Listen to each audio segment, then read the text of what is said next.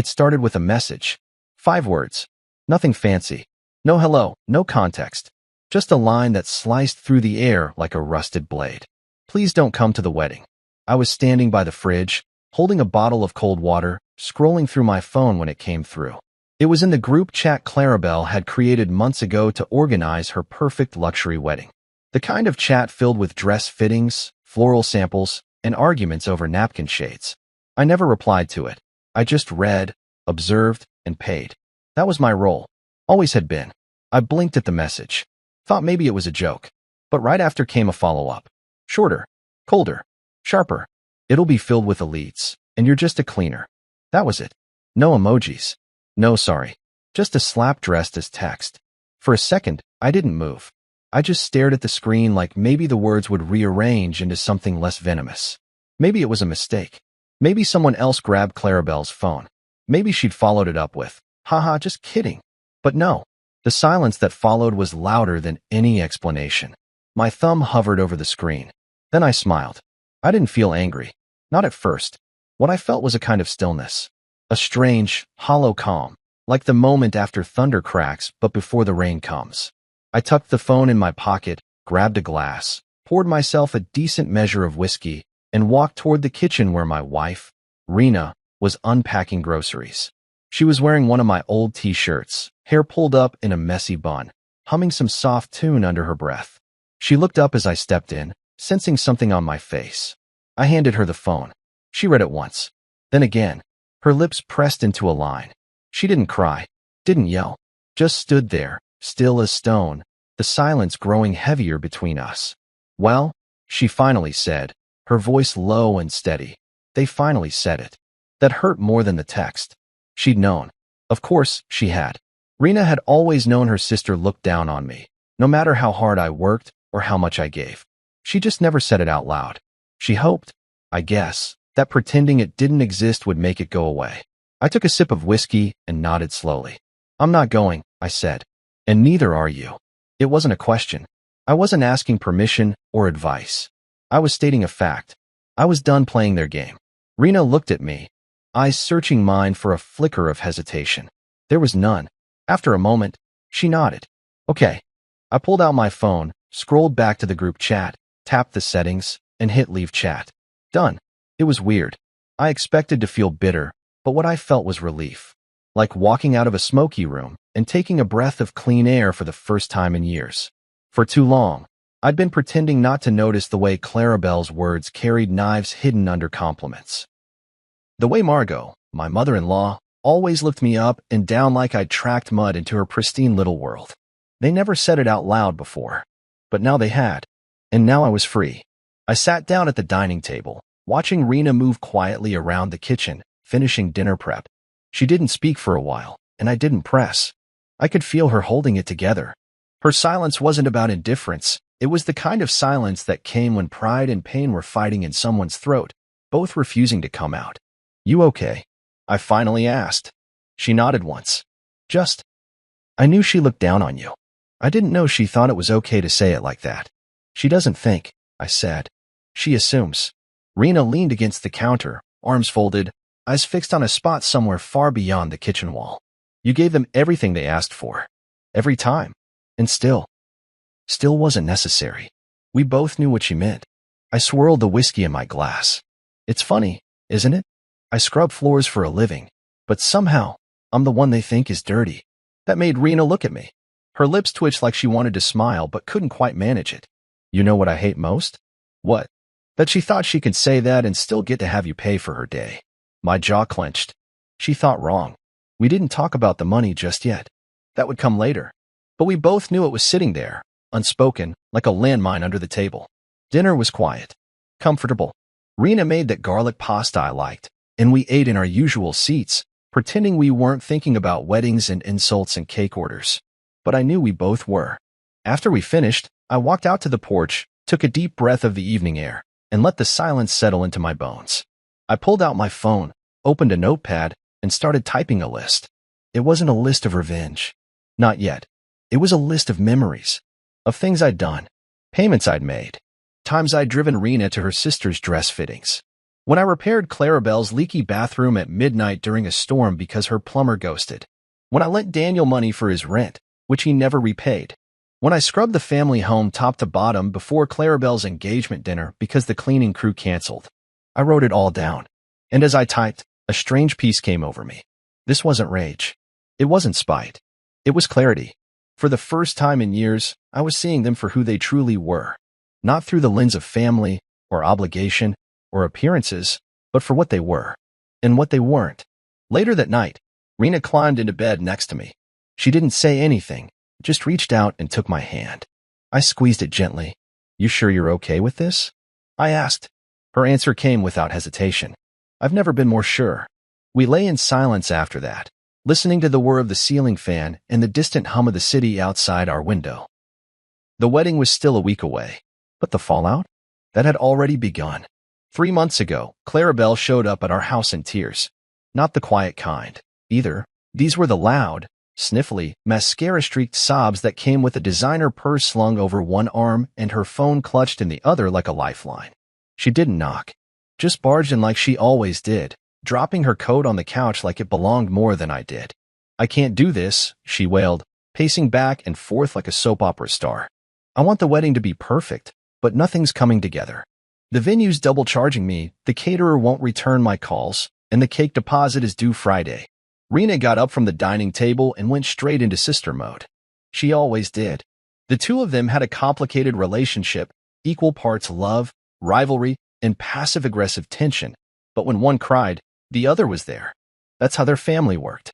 They showed up in chaos, never calm. "Sit," Rena said gently, leading Clarabelle to the couch. "Tell us what happened."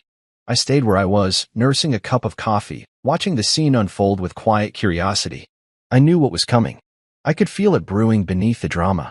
Cue the entrance of Margot, their mother, arriving 5 minutes later like she'd been cued in by a director offstage. She wore her usual pearls and that artificial calm that made her feel like a walking wine ad. She kissed both daughters on the cheeks and nodded at me with that strained smile that said, "You're welcome for allowing you into this family." Margot sighed dramatically as she sat down. You know Clarabelle's always been ambitious. She deserves a perfect day. Her eyes didn't meet mine, but her meaning landed. You know what to do. And they didn't have to say it, not out loud. No one asked directly. They never did. They didn't say, "Can you help us?" They just let the silence grow thick enough that stepping up became the only way to breathe. I was the reliable one. The man who ran a small but successful cleaning business. Not flashy, not glamorous, but steady. I saved. I planned. I didn't gamble. I didn't flash cash. And I didn't say no. So I paid. $21,000. It wasn't even a discussion. Just a quiet moment between Rena and me that night, after everyone had gone. We sat on the edge of the bed, our backs hunched, our hands linked. "She'll pay you back," Rena said softly, though she didn't sound convinced. I smiled faintly. "That's not what this is about." "What's it about then?" I paused, then said it, because it was true. "It's about getting them off our backs. At least until the wedding's over." So I gave them the money. Quietly. No receipt, no fuss. I wired it to Clarabelle's planner. Rena hugged me from behind the next morning and whispered, "Thank you," like she knew I was doing more than just paying a bill. I was buying peace. But peace, I've learned, is only ever rented with that family. And the lease expires the moment you think you've earned a place at their table. The money went to the venue, a glass-walled estate outside the city. The flowers? Custom ordered from Ecuador. The cake? 7 tiers tall, hand-painted with edible orchids imported from somewhere so expensive I didn't even ask. Everything was top tier. Elite. Polished. Curated. And apparently, I wasn't. Apparently, a janitor with a cleaning business wasn't on brand for their carefully constructed illusion. I didn't match the aesthetic. I was the smudge on their Instagram filter. The worker in a crowd of watchers. I replayed Clarabelle's message in my head as I went about my day. "It'll be filled with elites, and you're just a cleaner." Funny how fast people forget the hand that funded their fantasy. That night, Rena sat across from me at dinner. She didn't say much. Just poked at her salad, her eyes low, like she was ashamed but didn't know what to say. "You don't have to prove anything to them," she said finally. I nodded, chewing slowly. "I'm not trying to prove anything. I'm just adjusting the guest list." She looked up. "What do you mean?" I set my fork down. "They don't want me at the wedding." "Fine. They want their elites. Okay, but I'm not going to pay for my own exclusion. Her brows lifted. You're not giving them more? No, I said. I'm taking it back. Rena blinked, confused. The money's already gone. Some of it, I admitted, but not all. And it was true. The final payment for the cake hadn't gone through yet. There were still delivery arrangements to be made. The decorator was waiting for a signature on the final customization. So I opened my laptop, pulled up my emails, scrolled until I found the invoice with the bakery's contact info. Rena leaned forward, curious. What are you doing? I didn't answer right away. I was already typing, already calculating, already planning. She asked again, this time slower. What are you doing? I glanced up and met her eyes with a small, calm smile. I'm making a few calls. She narrowed her eyes, reading the tone beneath the words. You're planning something. Not planning. Correcting. That was the thing about being just a cleaner. I noticed the messes no one else saw. And when you spend your life dealing with other people's filth, you get very good at identifying what stinks, long before it hits the air. They thought they'd humiliated me. That by excluding me, they were erasing me. But they forgot something. Cleaners don't just clean. We see. We know what people leave behind when they think no one's looking. We know the value of silence and how to use it. And when we move, we do it without warning. I didn't raise my voice. I didn't storm into any rooms. I didn't send a dramatic text or post a passive-aggressive meme. I just opened my account records, reviewed the payments, and started rearranging the budget. They had no idea what was coming, but soon they would. And it would all begin with a cake. It didn't start with a fight. Not a loud one anyway. No shouting matches, no slam doors. It was more like a crack in a glass, quiet at first, barely noticeable, but growing wider with every day that passed. Clarabelle never liked me. That part wasn't new. But her dislike had always come with a plastic smile and a condescending compliment. She was a master of disguising insults and sugar. The kind of woman who said things like, "It's sweet how humble you both are," and expected you to thank her for it. I remember one Christmas, Clarabelle bought Rena a silk scarf and handed me a box of cleaning gloves as a joke. She laughed too hard when I opened them, waiting for me to join in. I didn't, and that made it worse. She thought I should be grateful she even acknowledged me. That's the thing about people like her. They believe politeness is charity when directed at someone they consider beneath them. Clarabelle made no secret that she wanted Rena to marry someone else. Someone with a legacy name. A future politician. Maybe a tech founder. Not a man who owned a cleaning business. Not someone who got calluses on his hands and smelled like bleach after work. That wasn't part of the curated fantasy Clarabelle envisioned for her sister. It didn't fit the narrative. Margot, their mother, wasn't much better. She never said anything directly, but her approval was always conditional. You could feel it in her compliments. They were always reserved for appearances, never character. She'd say things like, "You two always look so in love," as if that was the highest praise she could manage. Never once did she say, "You've done well," or, "I'm proud of how hard you work." But the cake, that cake, was when everything started to unravel. Clarabelle had sent the email 2 weeks before the wedding. The subject line, "Cake revision, urgent. Please confirm that the cake matches the new design." It means to scream timeless elegance. Ivory, gold, nothing tacky, and absolutely no fondant roses. I want edible orchids. Only orchids. She ended it with a smiley face. I stared at the message for a long while. It wasn't just the tone. It was the assumption. The belief that I would keep paying. Keep quiet. Keep playing the role of the silent sponsor while being pushed further and further out of the picture. I'd already wired over the money for the venue, the flowers, the photographer. But something about that cake broke the spell. Maybe it was the arrogance of the demand. Maybe it was the way she never once said thank you. Or maybe it was just that I'd reached the end of what I could stomach. I read the email again. Ivory, gold, nothing tacky. I could practically hear her voice saying it. So smug. So sure. I picked up the phone. The bakery remembered me. Mr. Doyle, the woman on the other end said warmly. You're calling about Clarabelle Cummings' cake, right? Yes, I said, keeping my voice even. I'd like to make a personalized revision. There was a pause on the line. Of course. Do you have the invoice number? I did. I rattled it off from memory. I'd gone over that bill more times than I could count. The woman was polite. She didn't ask why I wanted to make changes. She just said, "What would you like to adjust?" And I told her. Every detail. Every tear. Every twist. I didn't raise my voice.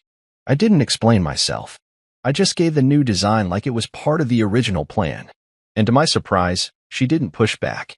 She just asked if I wanted to keep the edible orchids. No, I said. We're doing something unexpected. There was a small pause, then a smile in her voice. Got it. Would you like that delivered to the venue on the original date? Absolutely. She laughed, not unkindly. This is going to be memorable. That's the idea. When I hung up, I didn't feel triumphant. Not yet. Just resolved. Like I'd finally picked up the mop to clean up a spill that had been sitting too long. That night, I didn't tell Rena. Not right away. We were sitting on the back porch. The air was cool. A storm was brewing in the distance, low thunder rolling across the sky like a slow drumbeat. I had a drink in my hand. Rena was curled up beside me, her eyes tired from the week. I could tell she'd been carrying the weight of it, her sister, her mother, the silent stares at family dinners. It wasn't just my burden. It was ours. She looked over and saw the smirk on my face. What did you do? She asked. I sipped the whiskey, let it burn a little before I answered. Nothing. She didn't buy that. Not for a second. You only smile like that when you're planning controlled chaos, she said. I turned to her and raised my glass. Let's just say the cake's gonna be unforgettable. She tilted her head, curiosity flickering behind her eyes. You changed it. I nodded. Just once. To what? I didn't answer. She laughed under her breath. Should I be worried? No, I said. But Clarabelle should be. Rena leaned her head on my shoulder, quiet for a long moment. Then she said, they're going to hate you. I know. You're okay with that? I thought about it. Then I nodded. I'd rather be hated for standing up than loved for staying silent. She squeezed my hand, and that was all the answer she needed. I didn't sleep much that night. Not because I was anxious, because I was calm. Too calm. Like something had settled in me. Something I'd been carrying for too long. Resentment disguised as patience. Silence disguised as grace. Clarabelle thought she was above me. Thought money erased decency. Thought the title of bride gave her the right to belittle, exclude, erase. But she forgot the most important rule of all. You don't insult the one who pays for your cake. Especially not when he knows how to leave a lasting impression. The bakery sat on a quiet corner of town. Not the type of place you stumble upon. It was tucked between a vintage bookshop and a little tailor's shop that smelled like cedarwood and decades of stories. I had walked in there twice before. Once, to taste their sample cakes with Rena when Clarabelle insisted on only the best, and again when I made the deposit, a quiet visit, nothing remarkable. Just a man with calloused hands signing off on a dream he wasn't invited to. But this time was different. Ah, Mr. Doyle, the woman behind the counter greeted, brushing powdered sugar from her apron. Back again. I smiled. Hope I'm not interrupting.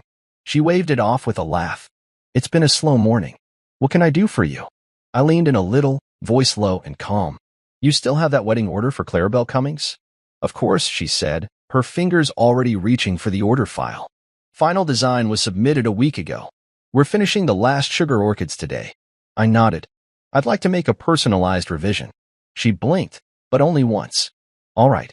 What changes are we talking about? I took a breath, then laid it out. Tier by tier. Color by color. Internal structure changes. Decorative elements.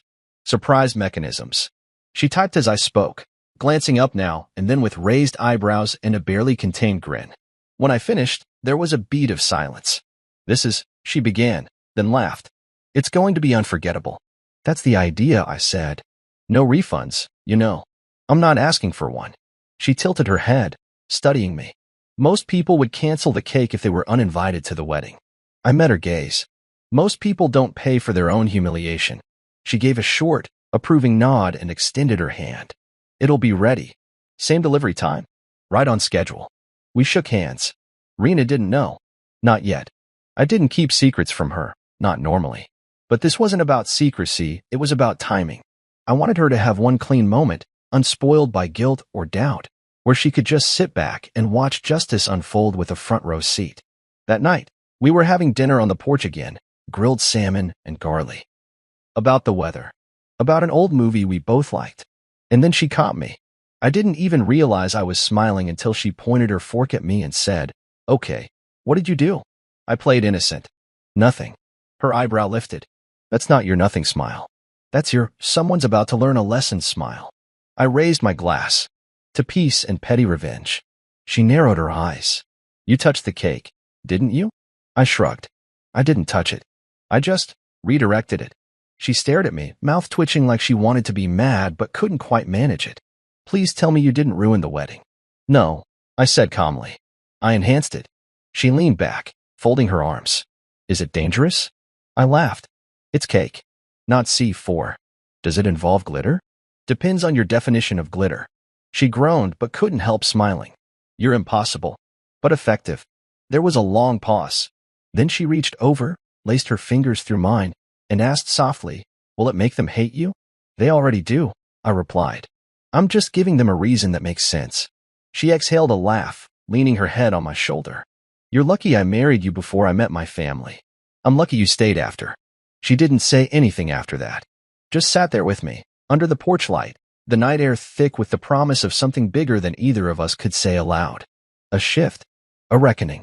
The next day passed in silence. I went to work, scrubbing offices, wiping windows, listening to the low hum of vacuums and podcasts. The kind of work that clears your head and keeps your hands busy. I was on autopilot, but my thoughts? They were miles away, somewhere between a crumbling cake and a bride in panic. I kept replaying the text from Clarabelle in my mind. Just a cleaner. She meant it as an insult, but the more I thought about it, the more I realized there's pride in what I do. Cleaners don't just remove dirt. We see what others ignore. We fix what people pretend isn't broken. We restore things. Clarabelle didn't understand that. Neither did her mother. To them, worth came from titles and appearances. Gold invitations, crystal centerpieces, last names that sounded expensive. But me? I built things with my hands. I made order from chaos. And I was about to deliver a message they'd never forget. That night, the bakery called to confirm delivery. I picked up on the first ring. Everything's in place, the woman said. It'll arrive exactly as planned. And the internal feature? I asked. Flawless, she replied. You're going to want to see it live. I plan to. Except, I wouldn't be there in person. I didn't need to be. Clarabelle wanted a wedding without me. Fine. She'd get her wish. But that didn't mean I couldn't leave a signature on her perfect day. A small touch. A whisper of all the quiet moments I was ignored, dismissed, looked through. Revenge doesn't always need to be loud. Sometimes, it just needs to be timed. Rena sat on the couch later that evening, flipping through a wedding blog when she glanced up. Still not telling me what the cake looks like? I walked over, kissed the top of her head, and said, I promise you this. It's the most honest thing at that wedding. She gave me a long look.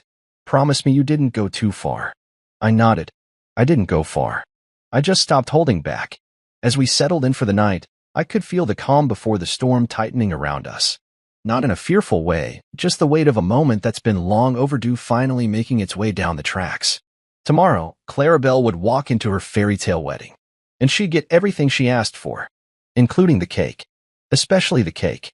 The day of the wedding arrived like any other Saturday in late spring blue skies, birdsong, and that slight hint of warmth hanging in the air that promised a beautiful afternoon. But beneath the sunshine, something colder lingered. A tension that didn't belong to the weather. I could feel it in my bones from the moment I woke up. I didn't say much that morning. Neither did Rena. She made coffee. I made toast. We moved around each other like clock hands, silent, in sync, waiting for the moment to strike. She glanced at her phone once, saw the dozens of messages from Clarabelle's group chat, then set it down without replying. I knew she was hurting, even if she wouldn't admit it. No one wants to be excluded from their own family's celebration. No one wants to feel like an embarrassment, a mistake. But that's what Clarabelle had done to her, through her words, through her silence, through that final act of shutting the door and pretending it never needed to be opened for people like us. But they didn't know what door they had left unlocked. It started sometime around 3 p.m. That's when the first live streams hit TikTok. The wedding had been meticulously designed to look like something out of a bridal magazine. A luxury countryside estate with glass walls and a marble fountain in the courtyard. White peacocks wandering the garden. Custom-stitched napkins with Clarabelle and Spencer's names embroidered in gold. Every inch of it screamed wealth, elegance, pretension. Clarabelle, of course, looked like she'd stepped out of a high-fashion editorial. Her wedding gown was tight and structured, all satin and spite, and her makeup had that airbrushed quality that made her look less like a person and more like a statue of herself. Spencer stood beside her, tall and clean-cut, the kind of man you'd expect to find on a yacht brochure. But there was something in his eyes. A kind of blankness. A man going through the motions. Not quite present. The guests were exactly as Clarabelle had promised: elites, politicians, tech investors, a local celebrity chef, people who sipped sparkling wine and asked, "And what do you do?" with polite disinterest. People who posted curated photos with hashtag Clarabelle and Spencer and stood near the camera with their best angles ready. And then came the cake. 3 servers, dressed in white gloves, wheeled it out to the center of the ballroom. It was a towering structure, 7 tiers high, gold-trimmed, rose-piped, and crowned with a sugar sculpture of intertwined initials, C and S in sparkling pearls. Guests applauded. The music swelled. Soft fog rolled across the floor as part of the planned magical moment. Clarabelle beamed. This was her crescendo, her grand reveal. And then it happened. Crack. The sound was subtle at first, just a faint noise, like something shifting under pressure. Then the middle tier caved slightly. A hush fell over the crowd. And then, before anyone could react, boom. The top tier tilted. The support rods gave way. And from the collapsing layers of buttercream and fondant, something moved. A head. Then arms. A figure rose from inside the ruined cake, bursting through the sugary wreckage like some kind of surreal phoenix. It was a clown. Not just any clown. A woman dressed in a wedding gown of her own, only this one was tattered, exaggerated, and speckled with bright colors. Her face was painted white with red blush circles on the cheeks and a wide, crooked smile smeared across her lips. A cheap veil hung from her wild red wig, and in her gloved hands she held a bouquet made of cotton candy and candy canes. Gasps echoed. One child screamed. The music cut off abruptly. The clown stepped forward, did a curtsy, and spoke into a microphone clipped to her chest. "Congratulations to the happy couple," she chirped. "And a special note from the baker. You ordered perfection, but we brought the reflection." Someone in the crowd coughed. Someone else laughed nervously. Phones rose into the air. Clarabelle stood frozen, mouth open, her carefully sculpted features twitching as she tried to process what was happening. The clown tossed the bouquet right into the champagne tower. It toppled instantly, crashing to the floor with a magnificent, glittering splash. From the folds of her oversized dress, the clown pulled 2 spring-loaded canisters and fired them into the air. Plastic chickens shot across the room, landing on tables, knocking over candles and wine glasses. Chaos. Utter, beautiful chaos. I watched it all from our living room, a glass of whiskey in hand, the sound coming through my phone as Rena sat beside me in stunned silence. TikTok live. Thousands of viewers. The comments section exploded. "What is happening? Face with years of joy, face with years of joy, face with years of joy. That clown is the hero we didn't know we needed. This is better than Netflix. Hashtag clown cake wedding, I'm dead." Rena covered her mouth, trying not to laugh, but it was already too late. A snort escaped. Then another. And then she leaned against me, shoulders shaking as the laughter took over. "I can't believe you actually did it," she gasped. I clinked my glass against hers. "Technically, I didn't. The clown did." She looked at me through teary eyes. "Where on earth did you even find someone like that?" I shrugged. "You'd be surprised how many party entertainers are looking for freelance gigs with flair." Back on the screen, Clarabelle was shrieking. Spencer had backed away, his tux splattered with frosting.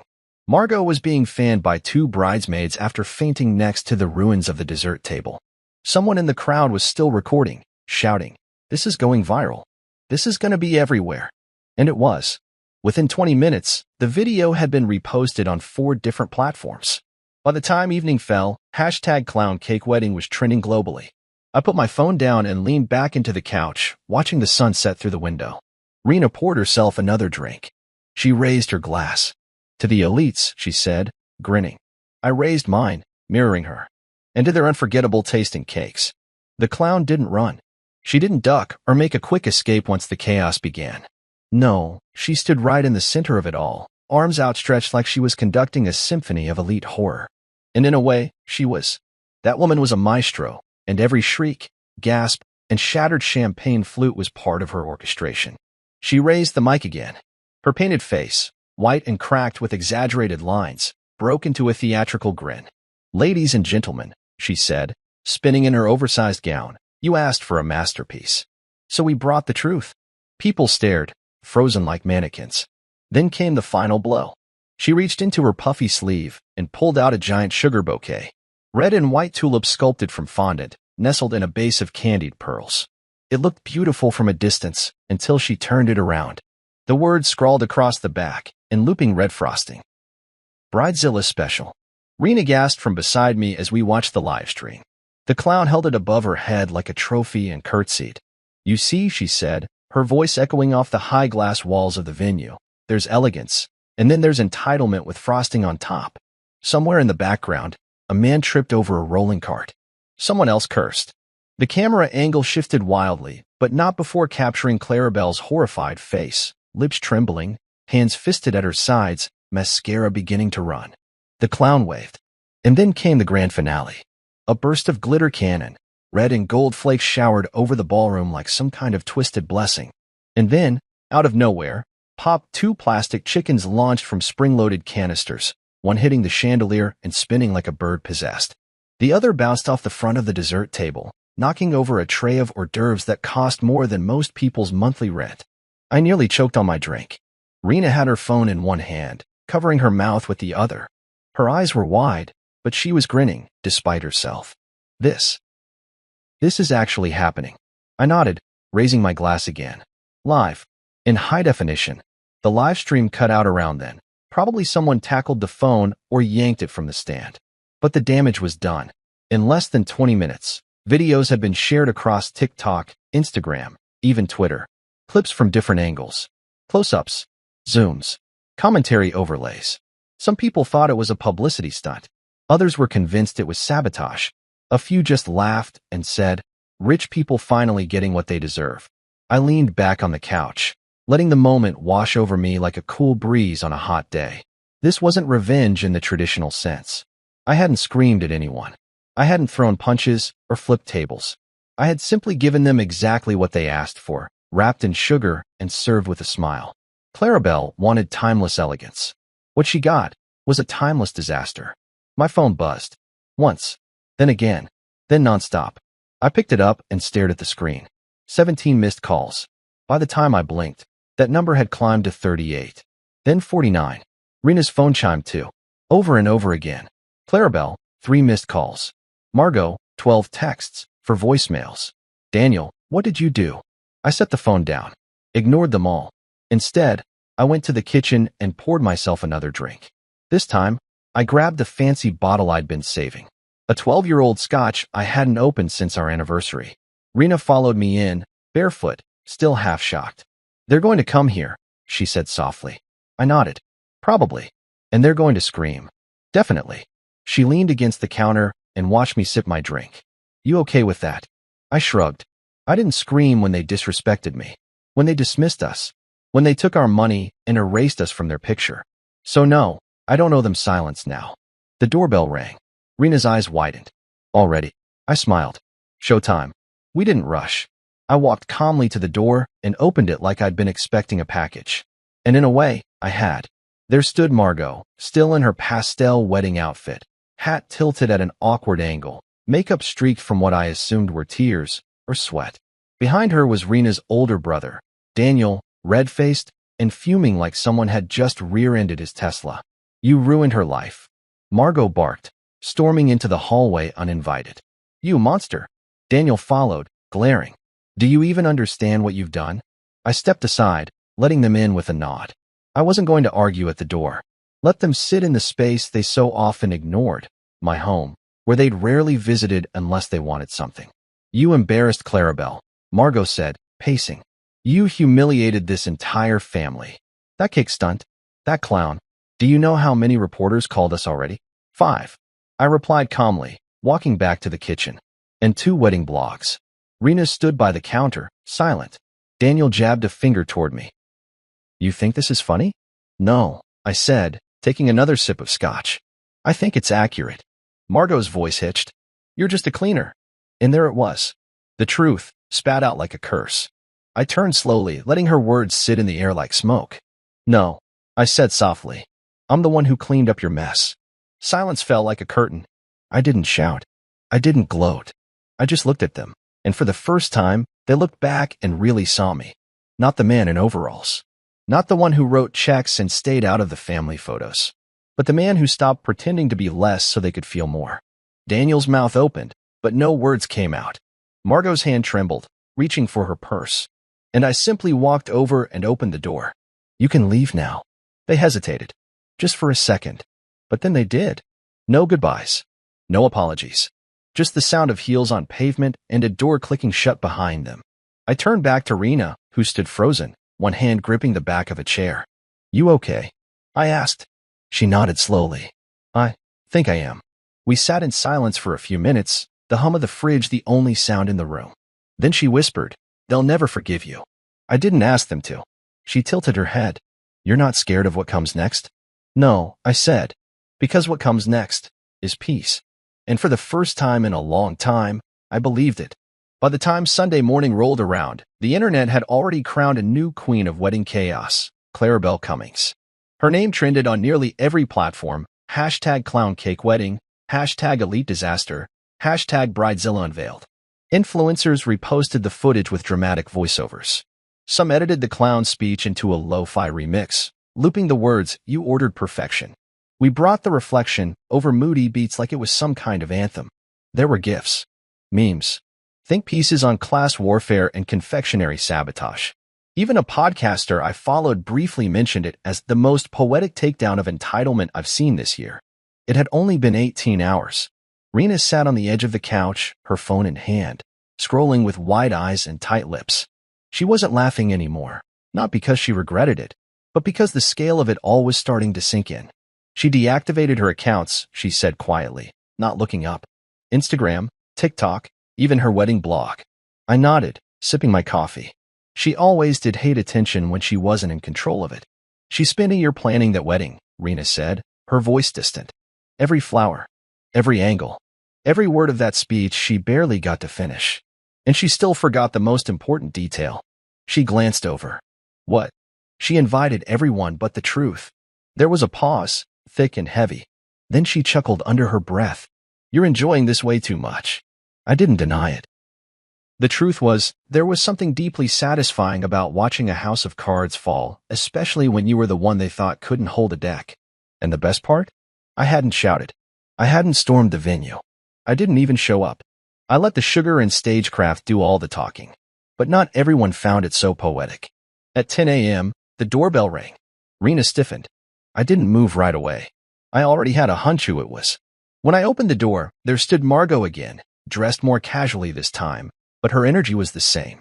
Cold, composed, furious beneath a thin veil of control. Beside her was Daniel, arms folded, jaw tight. You need to fix this, Margot said the moment I stepped aside. I blinked slowly. Good morning to you too. This isn't a joke, she snapped. You ruined a reputation. Clarabelle's, ours, this entire family's. I leaned against the doorframe. Pretty sure your family managed that long before a clown ever touched a microphone. Daniel stepped forward. The groom left the honeymoon suite at 4 in the morning. He hasn't returned a single call. You embarrassed him. He should thank me, I replied calmly. Saved him from marrying a lie. You smug, Margot started, but Rena appeared behind me before she could finish. Enough, she said, voice sharp and level. You've said enough. Margot turned to her. Do you know what your husband did? I do, Rena answered. And I'm proud of him. That stunned them both into silence for half a beat. Margot recovered first. You're both unbelievable. Do you know how hard Clarabelle worked to climb her way up? To build something meaningful? I raised an eyebrow. By stepping on everyone who didn't look expensive enough for her taste? She built a name. She built a brand, I corrected. Not a character. Margot's eyes narrowed, her breath short. You think this is clever? That this little stunt somehow elevates you? No, I said. I think it exposes you. Daniel's expression darkened. What the hell does that mean? I folded my arms. It means I'm not just a cleaner. I'm the one who made. I handed Clarabelle $21,000 for a wedding she didn't even want me at. And none of you ever said thank you. Not once. Silence. Rena stood beside me, her hand lightly brushing mine. Margot took a step back. You'll regret this. I already regretted staying silent for so long. They left without another word. Rena closed the door gently behind them. For a while, we just stood there in the hallway, the house so quiet it felt like we were inside a vacuum. And then she whispered, that wasn't the worst of it. I turned to her. What do you mean? She walked over to the dining table, pulled an envelope from her purse, and slid it toward me. It was unmarked. Just plain white paper, no stamp, no handwriting. Inside was a USB drive. and a short note. You're not the only one she disrespected. We plugged the drive into my laptop. A folder popped open. Screenshots, audio files, bank transfers, all tied to Clarabelle. Rena sat down slowly, I scanning the contents with growing disbelief. Messages between Clarabelle and her ex-fiancé, Dominic, the man she'd left behind 3 years ago when Spencer came into the picture. Except, she hadn't really left him. Recordings of whispered phone calls, giggles, plans for, after the honeymoon. Screenshots of Clarabelle laughing about locking Spencer down for stability while keeping Dominic for excitement. And then, the worst one, an audio clip of Clarabelle saying, once the prenup's signed and the wedding is posted, I'll make my exit. Spencer's just a placeholder. Rena stared at the screen, frozen. Then she looked at me. Do we send this to Spencer? I shook my head. No, I said. We hand-deliver it. With a bow. We didn't speak much for the rest of the day. There was nothing left to say. Only actions left to take. Later that evening, after dinner, Rena opened her phone again. The trending hashtag had reached 4.2 million views. The clown had been interviewed by a local podcast already. Her quote? Sometimes truth comes frosted. We sat on the porch as the sky turned violet, watching the neighborhood settle into quiet. Rena leaned her head on my shoulder. Do you think Clarabelle will ever get it? I thought for a while. No, I said softly. But Spencer might. And that, to me, was enough. The next morning, we didn't talk much. The energy in the house had shifted, more focused, sharper. There was no satisfaction in what we'd found on that USB drive. No joy. Only confirmation. Clarabelle had been playing a game with 2 lives, 2 men, and now the pieces were all in our hands. The question wasn't if Spencer should know, it was how. Rena sat by the window, slowly stirring her tea, even though it had long gone cold. The light hit her eyes in a way that made them look distant, like she was seeing memories play in her mind that I couldn't reach. She used to be sweet, Rena murmured, barely above a whisper. Before all this. Before the money. The image. The followers. I stayed quiet.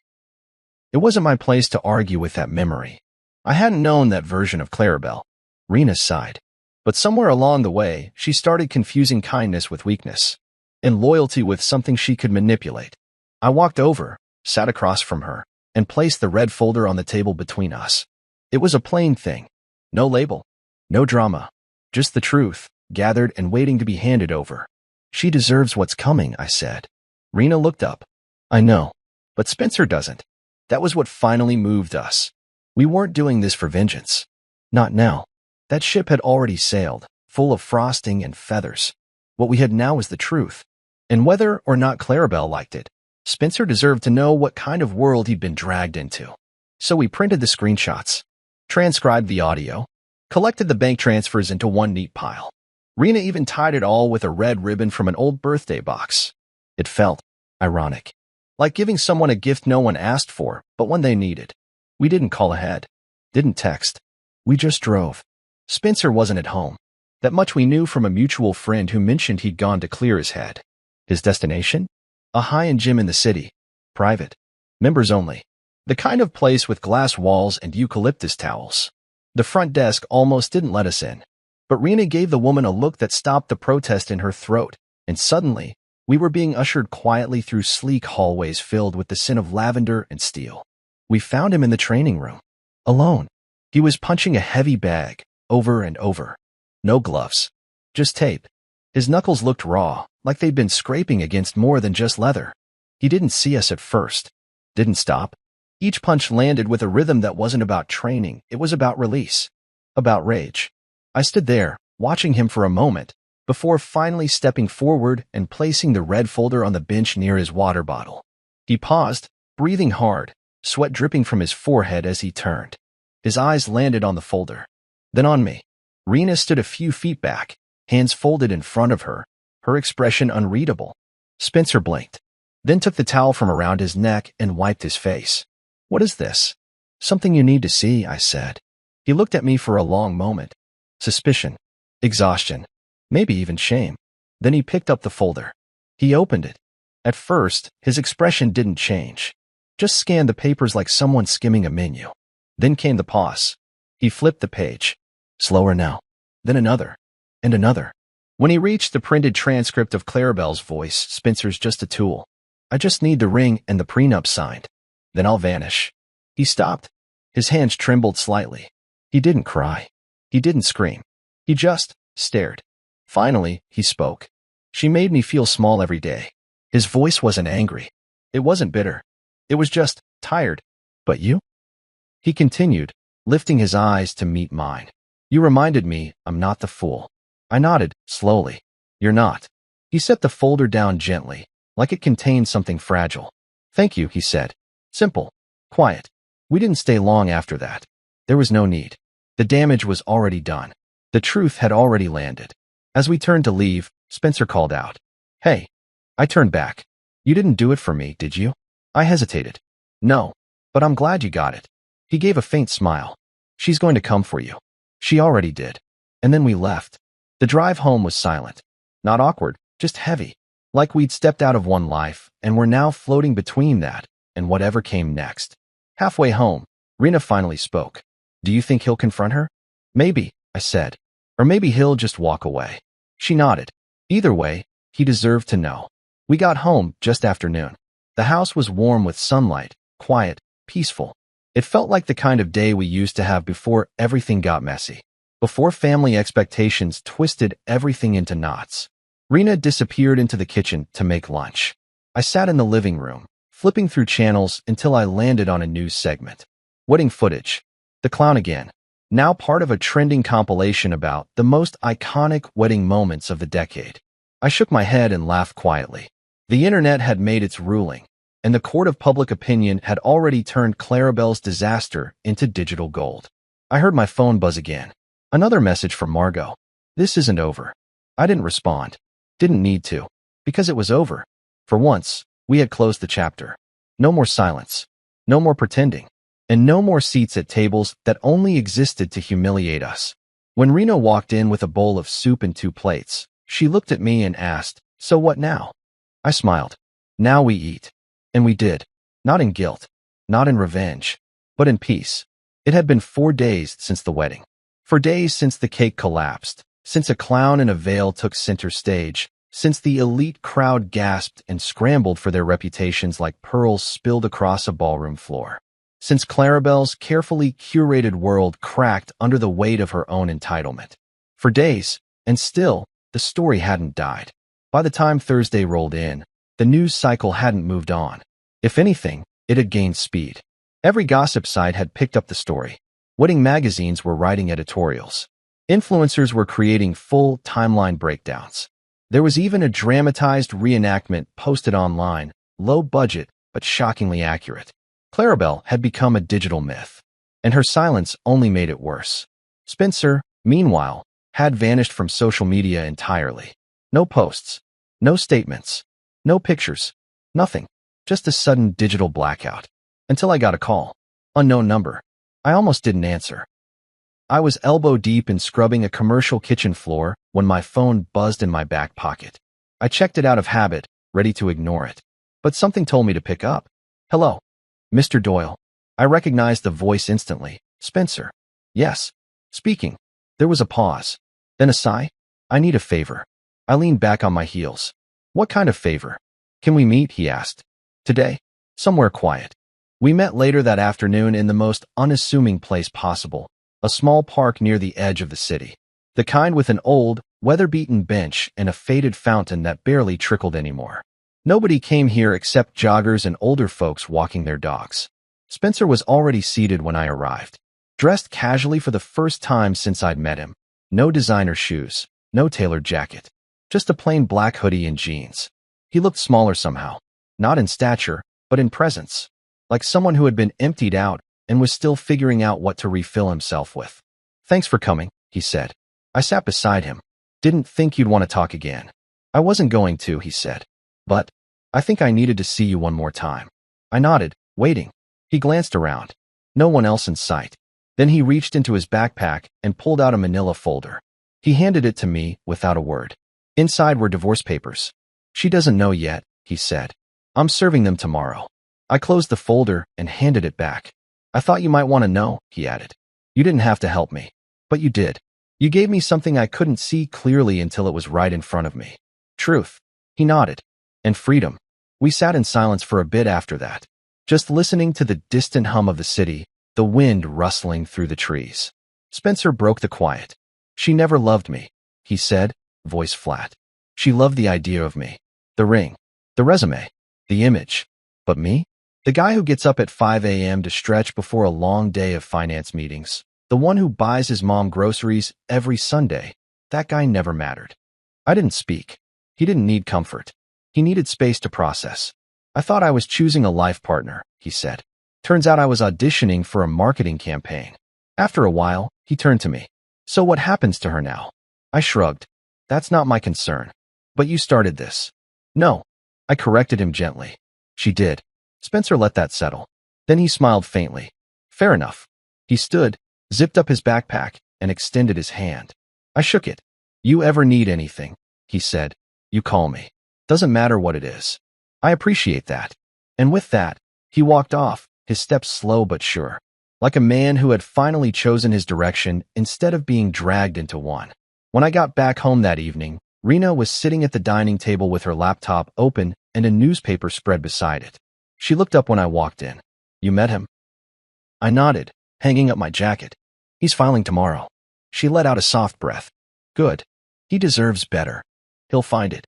I walked over, kissed her on the forehead, and sat beside her. That's not all, she said, turning the newspaper toward me. On the front page was a headline. Cummings family wedding implosion. PR nightmare for luxury planner. I blinked. Wait, they're blaming the planner? She nodded. Apparently, Clarabelle told the press it was a last-minute, creative error by the cake company and the event coordinator. She's still trying to spin it, I muttered. Rena raised an eyebrow. And failing. The planner released a full email thread, including Clarabelle's demand for no cleaning staff in the venue photos. My mouth opened, then closed again. She's really digging deep, huh? Rena nodded. Turns out people don't like classism when it's caught in writing. I leaned back and exhaled. So what now? She smiled. Now we rest. But the world wasn't done just yet. The next morning, a small white envelope arrived in our mailbox. No return address. Inside was a single card, cream-colored, heavy stock, no decoration, just 4 words. You won. Congratulations. Clarabelle. No apology. No signature. No hint of remorse. Just a line, soaked in bitterness. I stared at it for a long time, then handed it to Rena. She read it, said nothing. Then, slowly, she smiled. We didn't burn it. We didn't throw it away. We framed it, hung it in my office, right beside the photo of our first apartment, a tiny one-bedroom above the laundromat, where we built our life from the ground up, far from crystal chandeliers and imported cake.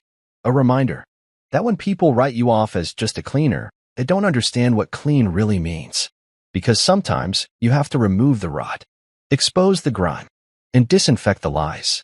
Sometimes cleaning up means letting it all collapse and standing there with a mop in one hand and your pride in the other, knowing you didn't start the mess, but you sure as hell ended it. It had been almost 2 weeks since the wedding, and our house finally felt quiet again. Not the heavy kind of quiet that holds tension in its chest, but the good kind. The warm, late-morning kind where the sun filters through the curtains and the world slows down. I stood in my home office, staring at the frame hanging just above my desk. Clarabelle's card sat behind glass, its 4 simple words frozen in time. You won. Congratulations. That was it. No apology. No admission. Just a bitter acknowledgement, like a sore loser forced to shake hands after a game she swore she couldn't lose. Rena walked in holding 2 mugs of coffee, one for each of us, and placed mine on the desk. She followed my eyes to the frame and smiled slightly. Still makes you smile, doesn't it? I nodded. It's not what she meant it to be, but yes, it does. We both knew what the card really was. Not a gesture of closure. Not a truce. It was Clarabelle's last attempt at maintaining control.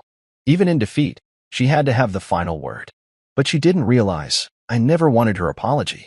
I didn't need it, because what I'd won wasn't just about her. It was about self-respect. It was about finally stepping out of the role they'd written for me, the yes man, the silent sponsor, the man in the background who paid bills but never belonged in the photos. I wasn't just a cleaner. I was the one who cleaned the slate. And now, I was free. We spent the weekend doing something we hadn't done in years, nothing. We didn't check emails. We didn't answer calls. We just lived. We watched reruns of old sitcoms, took long walks through the neighborhood, ate takeout on the floor like we were in our 20s again. Rena painted her toenails in the living room while I built a small bookshelf for our growing stack of unread novels. Every now and then, she'd look up and say something like, "Can you believe we lived through that circus?" And I'd answer the same way every time. Yes, because they taught me how to expect less, and you taught me how to want more. On Monday morning, I opened my inbox out of habit. Subject line, media request, #clown cake wedding documentary. I blinked.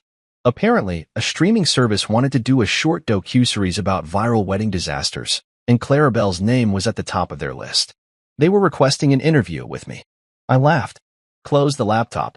Let someone else tell that story. I had no desire to keep dragging it into the spotlight. What needed to be said had already been frosted, filmed, and shared with 4.7 million viewers. The day I got my final closure didn't come from a card, a documentary, or even Spencer's quiet handshake. It came on a Friday night. We had just finished dinner, simple grilled fish with lemon rice, and Rena brought out 2 glasses of wine and a single cupcake from the bakery we both loved. She lit a small candle on top and set it in front of me. I tilted my head. "It's not my birthday." She smiled. "No, it's your peace day." I stared at her. "My what?" She raised her glass. "The day you stopped waiting for respect from people who never valued it. The day you said no without yelling. The day you turned humiliation into art. You earned a celebration." I shook my head, but I was smiling. "You're unbelievable." She grinned. "I know." I leaned in and kissed her slow, grateful. And then I blew out the candle. Later that night, we sat on the porch with a speaker playing soft jazz and a soft breeze weaving between us. Rena curled up beside me, her legs tucked under a blanket. She glanced sideways. "Do you think they'll ever speak to us again?" I took a long sip from my glass. "Clarabelle? Maybe. When the heat dies down and she needs something." "And your answer?" "No." "And Margot?" I shrugged. "She's been sending me Bible verses all week. Probably her way of cursing me politely." Rena laughed. "She sent me one too. Honor thy mother and father." "Did you reply?" "Yeah." I sent back. "Even God flipped tables when he needed to." I laughed so hard I almost spilled my wine. Rena leaned her head against my shoulder. "You know, I used to be afraid of what would happen if I stood up to them. Afraid they'd cut me off. That I'd lose their approval. And now?" I asked. She exhaled. "Now I realize their approval never fed me. You did. Our love did. Our choices. Our struggles. That's what built me." The stars were beginning to show, one by one. And then she raised her glass again, same as every Friday since the wedding. "To the elites," she said, ice dancing. I raised mine and smiled. "Long may they choke on gold leaf." We clinked our glasses. And we sipped. In peace. Not because we'd forgotten what they did, but because we remembered what we learned. We learned that sometimes family isn't about blood. It's about who stays in the room when the insults fly. It's about who holds your hand while the world laughs. It's about who lets you be proud without permission. We learned that respect, once claimed, is never owed. That dignity can be quiet. And that revenge can taste like cake.